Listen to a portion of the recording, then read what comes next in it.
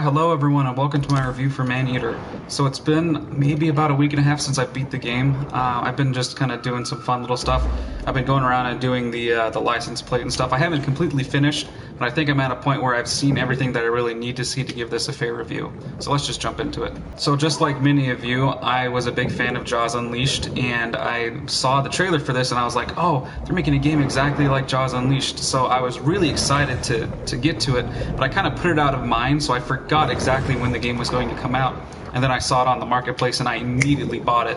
And it was funny because my brother texted me like an hour later saying, hey, check out this game, it's just like Jaws Unleashed but it's remastered. And I was like, it's already downloading on my machine, dude. So now going into things that I enjoyed, the gameplay is super solid. Everything that Jaws Unleashed had, this does better in my opinion. Jaws Unleashed was a super solid game by itself. I really enjoyed it, but I think this does everything that it did well, this does it even better. So, and even thinking back to the things people complained about regarding Jaws Unleashed, such as the camera controls, I do think this does it better. I did see people complaining about the camera a little bit, but I think it just takes a little bit of you playing the game to get used to it. So I'm not going to hold the camera against it by any means, just because it just takes a little bit of getting used to. I mean, I can understand it because I've had times where I've been fighting, enemy creatures, and all of a sudden it'll dart by me, and then I have to turn to see it. And you fight the camera a little bit, but it's not bad enough that I would consider it something that I would, take into account when I grade this game. Now, something I didn't expect going into this was the story. I actually really enjoyed the story, which, again, I did not expect at all because I was just, expecting to come in and have some dumb fun being a shark, but I actually got pretty invested in the story and the characters. I thought they were all really well done. So as you play the game, a lot of people would say that it's kind of a grind, and I can understand that, but the way it balances that is that it's very rewarding in the sense of, you do an activity and you want to continue to get experience points so your shark grows, you get bigger, you can go back to previous areas and kick the crap out of creatures that gave you a hard time before. It didn't really bug me that I was kind of grinding away to level up my character because there were so many payoffs along the way, such as like upgrading, certain things for your customization, stuff like that. So the grindiness of it never really got to me.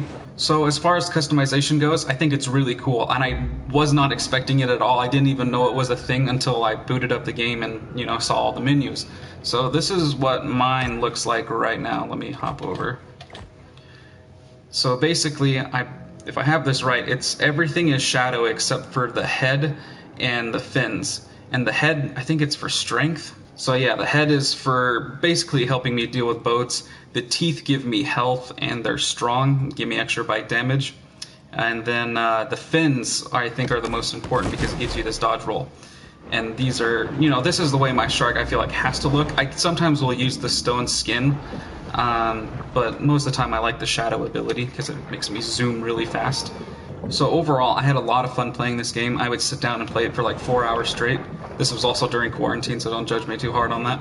But super fun, everything I could have hoped for in this kind of game, but there are things I think that could be improved upon. So kind of going into what we were just talking about with the customization, I do wish there was an option where I could have all this stuff equipped but have it not be visible, because the shark looks really cool just by itself. And there's a part of me that wants to play as, a normal shark sometimes instead of playing as this very fictional looking creature. Another thing I would tweak is let me show you. So when you have beat all these guys already, you're at level 10. And basically if you alert the bounty hunters to come after you, it's already, these tough guys. There's no slow build-up anymore. And I would change that. I would have it still have a little bit of a slow build-up.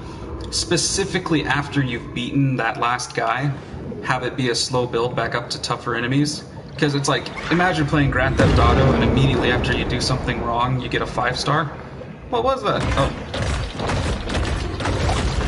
That basically covers. I would like, because there's certain RPGs where you have armor on that covers your face and you can go into your options and choose to make that your helmet not visible even though it's still equipped.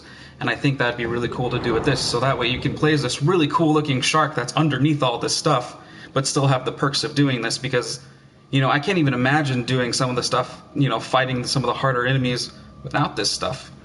But I don't want to look like this all the time, So there is one last thing, and basically It's not super bad, but it's something that I wish there was a little bit more of, and that is the activities in the world.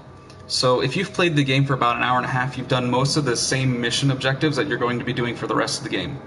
So if you're doing missions in this, you can expect a couple of activities such as go to this area, consume 10 to 15 people, go to this area, consume 10 to 20 of this kind of fish, go eat this one tougher fish, or go fight the apex, or take down a boat, or something like that.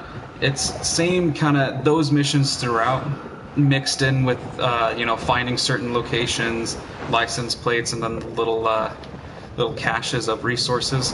So that's basically what the game has to offer, and I'm not going to hold that really against it, because this wasn't a full price game. I didn't expect to have this crazy top tier, groundbreaking game. I just wanted to have some dumb fun as a shark.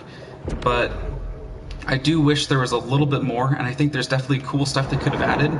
For example, what they could have done is just have like a challenge or something where it gives you 5 minutes, you go and create as much mayhem as possible, and it can be ranked off of like gallons of blood spilled or something like that. You could go to a beach, eat as many people as you can, and then it ranks you on a leaderboard out of how many gallons of blood you spilled in that time frame.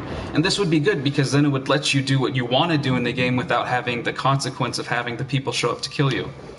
So there's just a little bit more I would have added that would have helped, especially the after the end game gameplay, because after you've beat the game, there's not a whole lot left to do besides just go around and just have some mindless fun.